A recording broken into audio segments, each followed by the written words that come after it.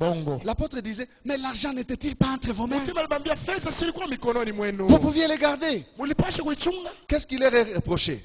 Kitu kani banaonesha mbaya Les pale? Ni mensonges. bongo. En fait, il voulait se faire passer pour des gens qui se sont sacrifiés. Bo alipenda kujionesha kama watu Pour banatoa dire, yote. nous avons donné tout ce que nous avions Kusema et nous sommes restés comme ça. tunatoa yote tunabakia paka hivi. Alors qu'ils avaient déjà caché une bonne partie derrière eux. Kumbi balisha kufichika ingine kumkongo. Dieu a vu leur cœur. Mungu aliona roho yao. Pourquoi Satan a-t-il rempli votre cœur? Sababu kali shetani alijaza. Regardez votre frère, dites-lui le cœur. Angalia ndugu yangu mwambia roho. Dites-lui le cœur. Mwambia ni roho. Dieu regarde au cœur, les cœurs. Angalia roho. Vous aviez tous les chiffres avec vous-même. Comment avez-vous fait pour mentir? Le cœur a été séduit. Donc, si c'est nous là, hein, dans certains milieux, on va prendre même Ananias et Saphir, on dit, vous avez apporté, on va vous nommer au comité de l'église. Parce que nous autres là et certains de nos amis, nous pensons que ce sont ceux qui donnent qui doivent être au comité. C'est un faux principe.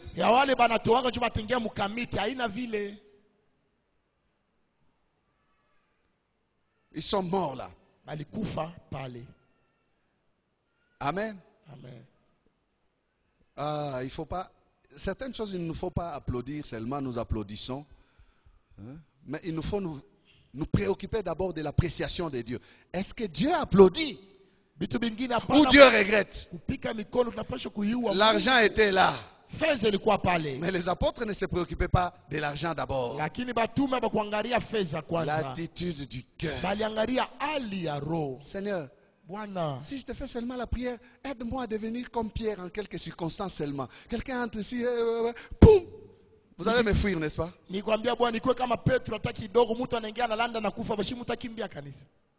allez me fuir. Je dis, les gens commencent à mourir ici, c'est terrible. Pourtant, c'est dans notre alliance ici. Je vais dire ceci. Les données affectent notre vie. Amen. Amen. Nous ne devons pas traiter cela à la légère et penser que c'est des choses comme ça. Non. Regardez cet homme. Il veut mettre sa sécurité dans l'argent. Il dit, je suis devenu riche. Qu'est-ce que je vais faire maintenant? Je vais élargir mes dépôts. Élargir les dépôts. Je vais remplir de bien mes dépôts. Et puis je vais prendre une bonne retraite méritée. Je dirai à mon âme, mange et réjouis-toi. Tu as maintenant beaucoup de biens. Je ne veux plus travailler. À l'instant, la voix du Seigneur tombe. Insensé. Cette nuit même, ton âme te sera redemandée. Et tout ce que tu as amassé, pour qui cela sera-t-il?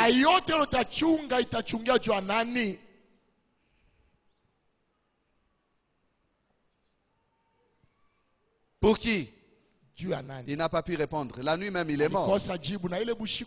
Pourquoi est-il mort? Parce qu'il n'était pas riche pour Dieu. Mais pas seulement pour ça. Parce qu'il a pensé que la sécurité était dans ses biens. Il dit, mon âme mange maintenant et repose-toi. Bien-aimé, notre repos n'est pas dans les richesses. Notre repos est dans le Seigneur. Il n'y a pas de sécurité pour nos âmes dans l'argent. Mais la sécurité pour nos âmes est dans le salut en Jésus-Christ. Alors il y a des gens qui pensent que l'argent c'est une forteresse dans laquelle ils vont se cacher. Ils vont être en sécurité là-dedans. Ce qui fait même qu'ils soient égoïstes et qu'ils ne se préoccupent pas de Dieu. Parce que tout simplement ils ont l'argent, ils croient répondre à tout. Mais l'argent ne donne pas la vie. L'argent ne donne pas la vie. Et Jésus va dire, la vie d'un homme ne dépend pas de ses biens futiles dans l'abondance.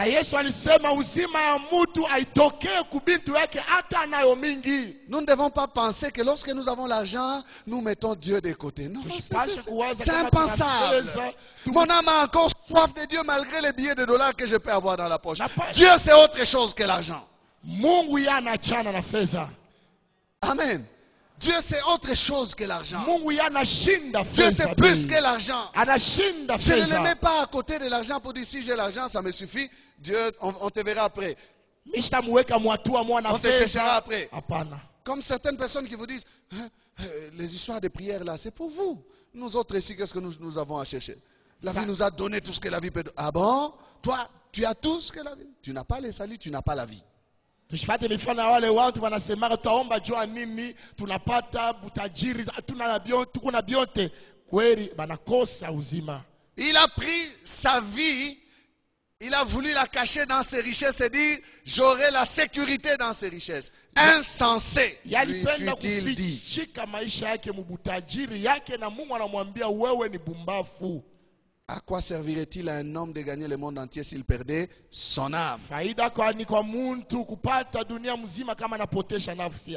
Au-dessus de ce qu'on possède, il y a le cœur qui contrôle ce que l'on possède. Et Dieu prend soin de considérer ce cœurs-là. Amen. Dans notre verset 6 ici, verset 36 de Luc 6, dans le verset 36 de Luc 6, il y a aussi cette considération-là du cœur. Il est dit, on versera dans votre sein. Amen. Dans votre sein, une bonne mesure serait secouée qui déborde. 200 ça donnait à cette expression dans votre sein. Le premier c'est que il doit être pris littéralement selon les habits que l'on portait autrefois au temps de Jésus. Les hommes pouvaient avoir des vêtements sous forme de robes que l'on attachait à la ceinture avec une corde. Et certaines fois, le dessus de leurs vêtements leur servait de poche. On pouvait ouvrir sa robe et y mettre des choses. Je crois que pour ceux qui ont un peu une image même du village, on voit aussi certaines personnes transporter des produits dans leurs vêtements. On versera dans votre sein. On va verser dans les pans de ces vêtements-là.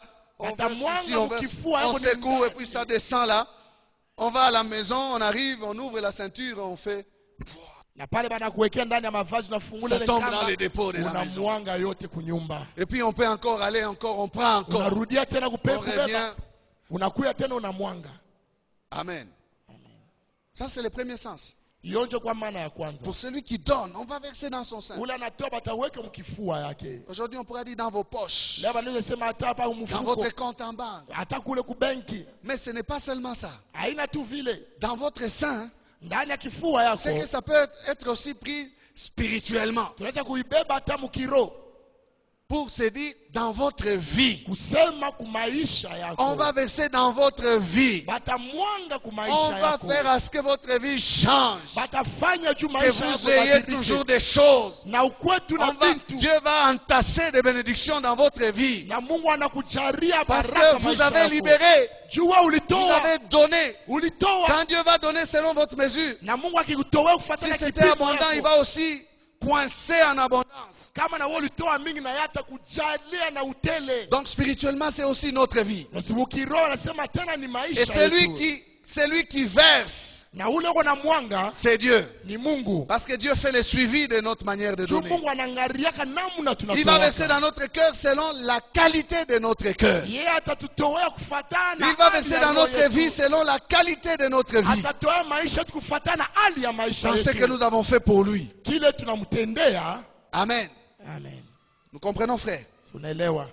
Et notre vie peut changer. Parce que nous avons mis sa parole en pratique. Donner affecte notre vie. Les jeunes hommes riches n'étaient pas dans le royaume, mais il était près du royaume.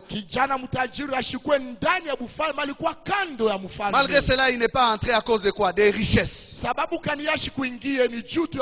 Jésus va lui dire, va vendre tout ce que tu as distribué aux pauvres, viens et suis-moi, il s'en alla tout triste. Donc,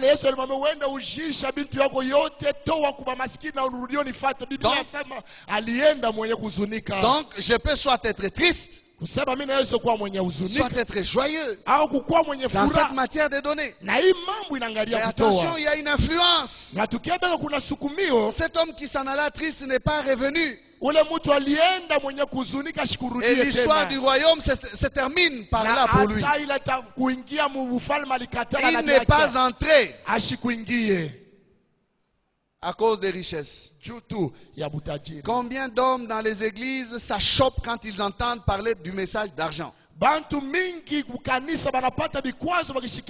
de personnes boudent quand ils entendent qu'on parle seulement d'argent? Et certains soupçonnent même qu'on a fait des complots parce qu'ils sont venus. Non, c'est comme si c'est à moi que...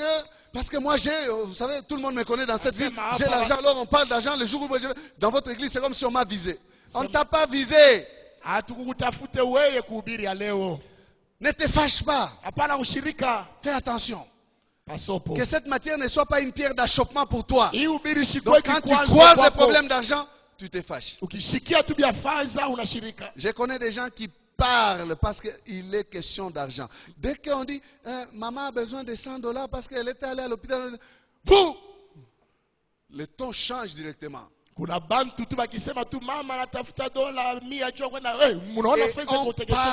parle. On met tout le monde mal à l'aise. Parce qu'on ne comprend pas ce que Dieu est en train de faire. Nous devons faire attention, bien-aimés. Ça affecte notre vie. Ça peut déclencher soit la bénédiction, soit nous priver de bénédiction. Amen. Donnez et il vous sera donné. La vie, c'est un rendez-vous du donner et du recevoir. La vie est un rendez-vous du donner et du recevoir. Nous recevons pour vivre et survivre. Et nous libérons aussi pour que les autres vivent et survivent. Amen. Nous avons reçu, nous sommes appelés à donner pour recevoir encore. Personne ne peut dire, moi je n'ai rien reçu de personne. Alors, il y a en anglais, on dit the self-made man. Hein? Des gens qui se disent, moi, la vie ne m'a pas fait de cadeaux. Moi, j'ai taillé mon chemin dans le roc. Oh, messieurs, attention.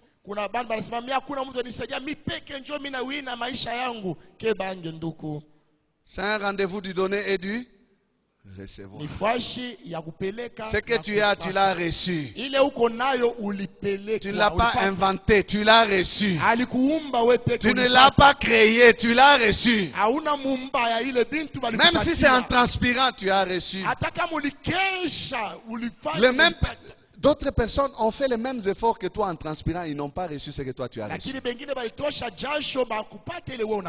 J'introduis juste une petite notion de la grâce.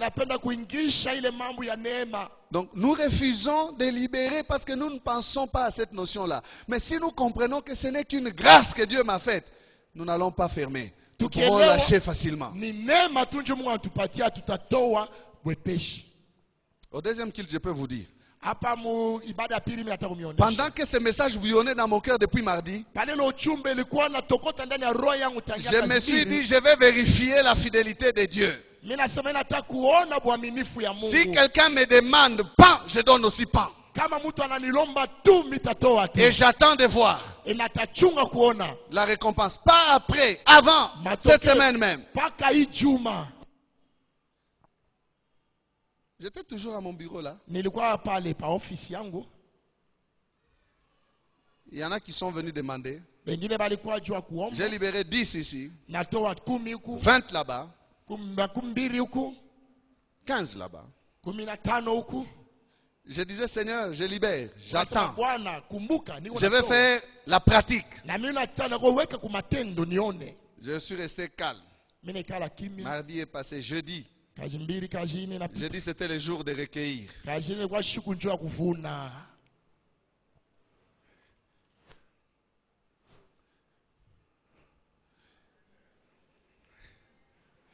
Alléluia. Amen.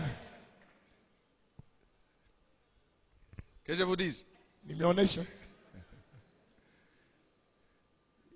faut pas me mettre à l'épreuve. Amen. Non, le Seigneur est fidèle. Je crois que ce que moi j'ai donné à certaines personnes comme ça, des petites choses. Mais j'ai eu des dons. Évidemment, les gens sont venus pour me dire, voilà le message de dimanche passé, voilà. Mais ils ont mis en pratique mon principe que je voulais voir. J'ai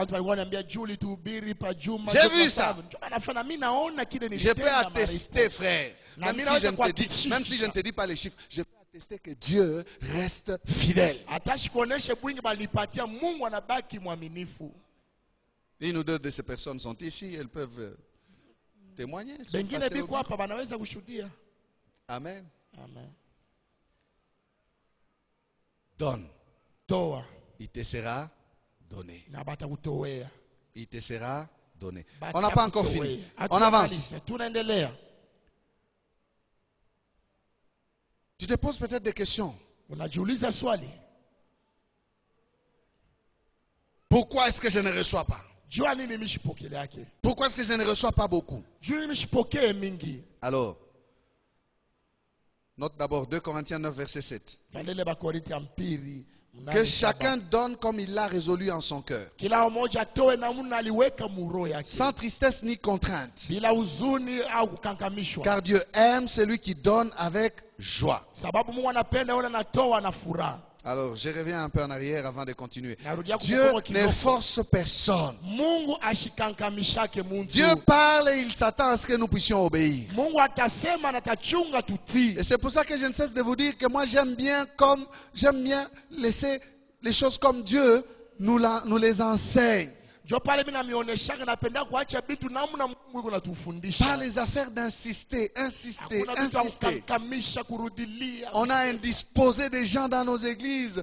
Quand il est question de faire des appels de fonds, on a insisté, jusqu'à en avoir même honte.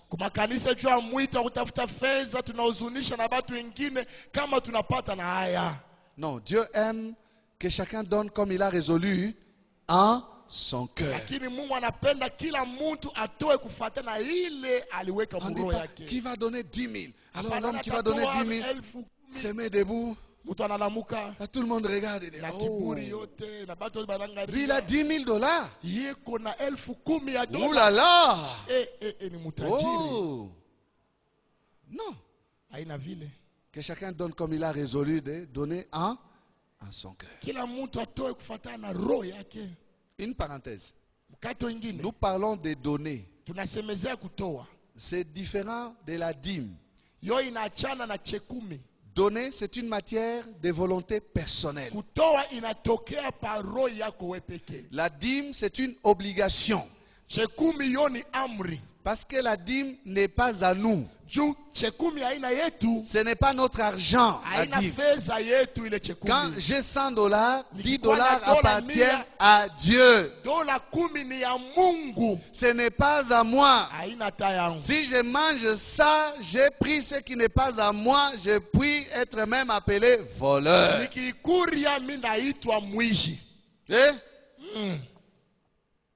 On rend la dîme, c'est l'argent de Dieu, on rend ça à son propriétaire. Mais quand nous parlons de données, c'est dans les 90% de nos biens, ce qui nous appartient à nous. Nous sommes libres de décider d'en faire l'usage spirituel que Dieu attend de nous. Mais selon nous, ni ile tutabakia nayo njo yetu njo pale tuangalie tumpatia Mungu ngapi. Tu dis je ne reçois pas. Examine un peu. Kama unasema wao poke yake. Comme nous sommes dans les lois, chunguza hapa tunasemea sheria. Comme nous sommes dans des principes, tuko ndani ya makanuni. Est-ce que tu observes les principes? Kweli wewe unafuata ile kanuni? C'est le principe de semaille et de la moisson. Hiyo ni kanuni ya kupanda na kuvuna. Pourquoi tu n'arrives pas à récolter? Est-ce que tu as mis dans de bonnes terres? Sababu kani wao uvune saa zingine uliweka pa udongo mbaya. Parce que tout ce que nous faisons, ce n'est pas que les donner. Yote tunafanya haina tu kutoa. Il arrive des fois que nous dépensons. Kuna kwa ingine tunapanaka. Amen. Amen. Il arrive des fois que nous dilapidions même. Ile ingine sengine tunaribisha tu fedha. Nous utilisions mal ce que nous avions comme ressources. Tunatumia mubaya ile tulikuwa nayo. Les jeunes hommes, les fils prodigues, Kiana ule mpotevu, quand il est allé s'amuser dans la débauche avec ses amis, palipenda kufurahi musharati na barafiki yake, il donnait de l'argent à ses amis. Alikuwa kupana fedha kwa barafiki Il yake. faisait la fête avec ses amis. Alikuwa na karamia na mais la Bible ne dit pas qu'il donnait. Lakini Biblia isemi la Bible dit qu'il a dépensé mal son argent.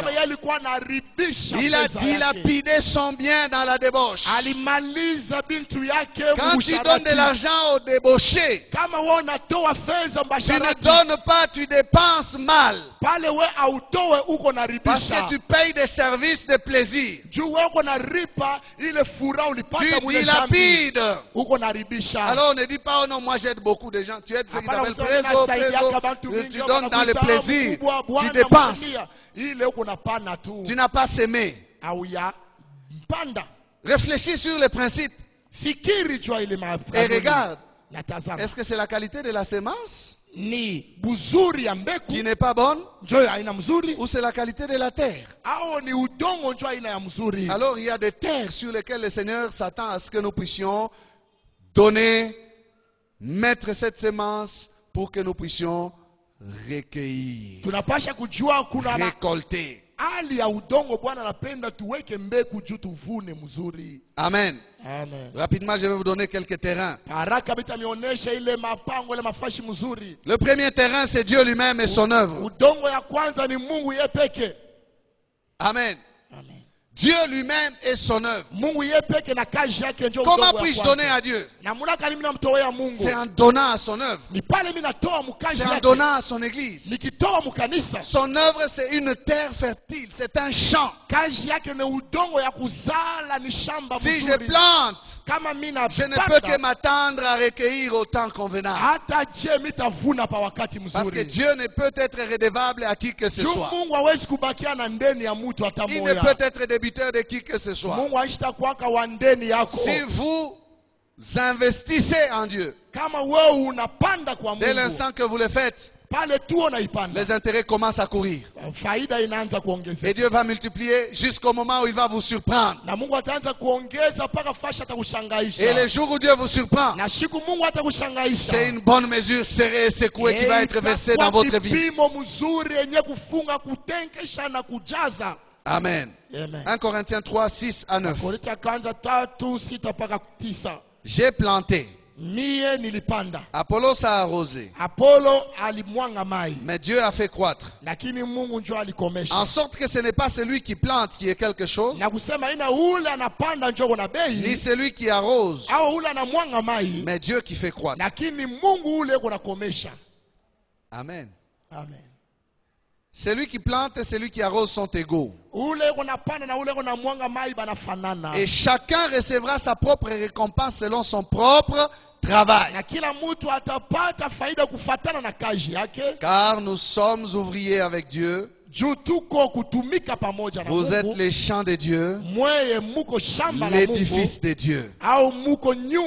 Amen. Amen. Vous êtes, c'est vous l'église. L'église c'est un champ de Dieu où Dieu s'attend à ce que nous puissions planter, où Dieu s'attend à ce que nous puissions arroser.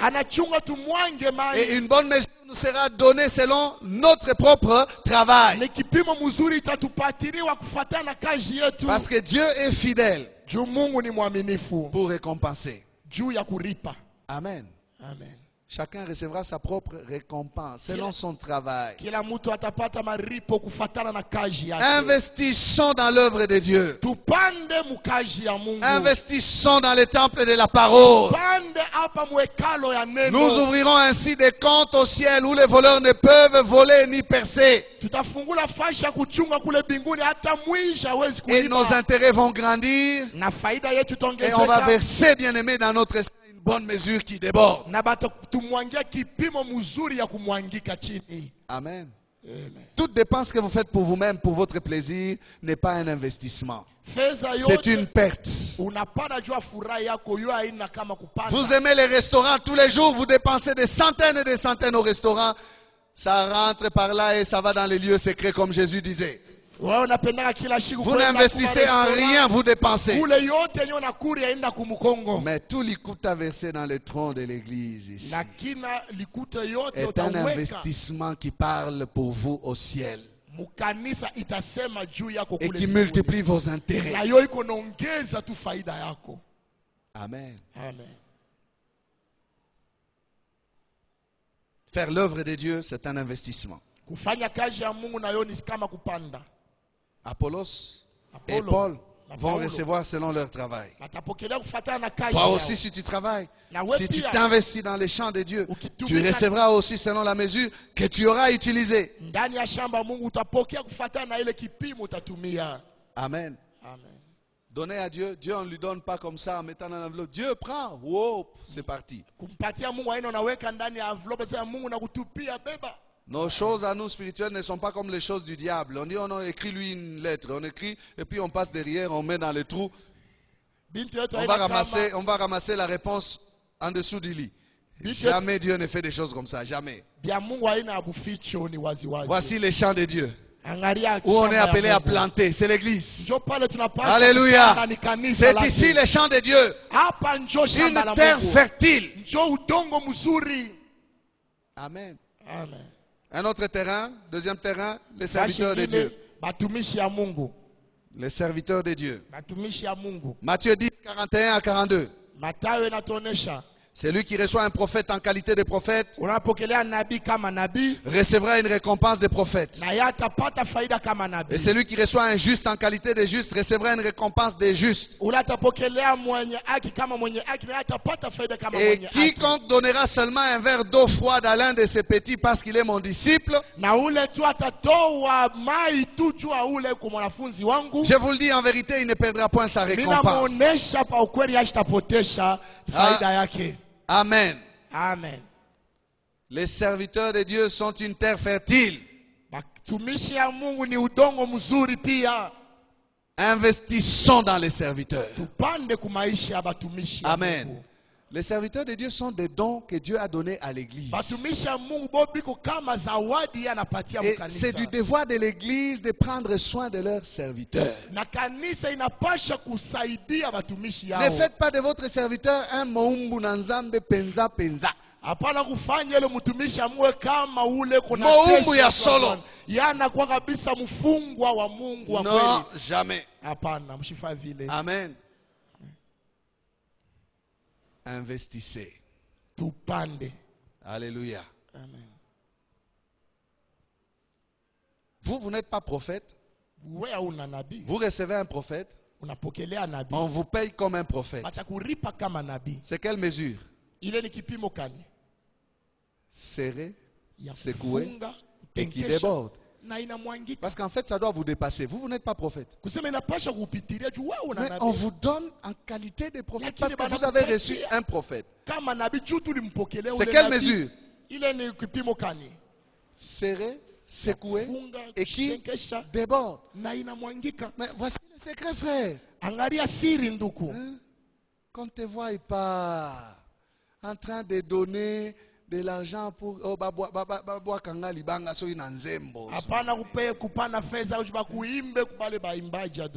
investir dans les serviteurs.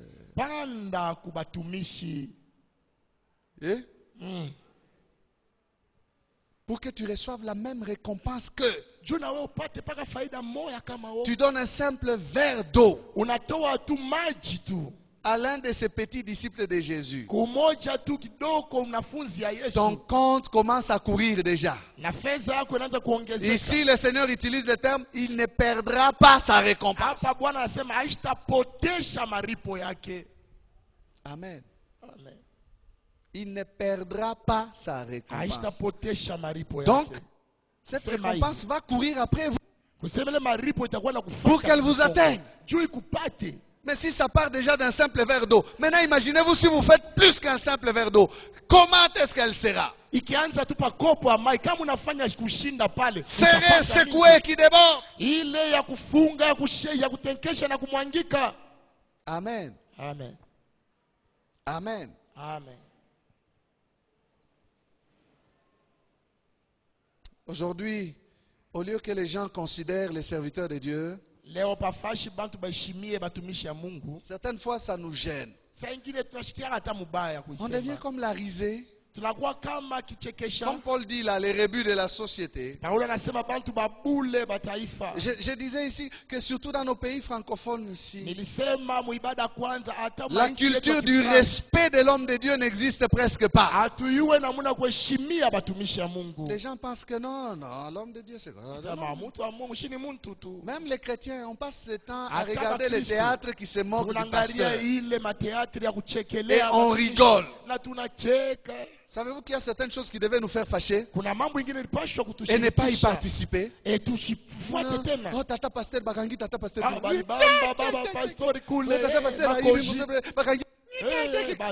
certaines choses on devait se fâcher, on change même la chaîne. Les pays anglophones, on respecte les serviteurs. On respecte. Je l'ai expérimenté, j'ai donné un exemple ici du Nigeria. Je prends mon synthé, je prends mon sac, j'arrive à la porte de l'avion. Le monsieur me regarde, il me dit je suis chargé. Moi, je dis oh, je suis un homme de Dieu, ça c'est pour l'église. Il me regarde, il dit it's for the church. Go. Il se déplace. Je passe, je dis alléluia. Je n'ai pas eu de complications. Mais quel est ce pays où on bouscule?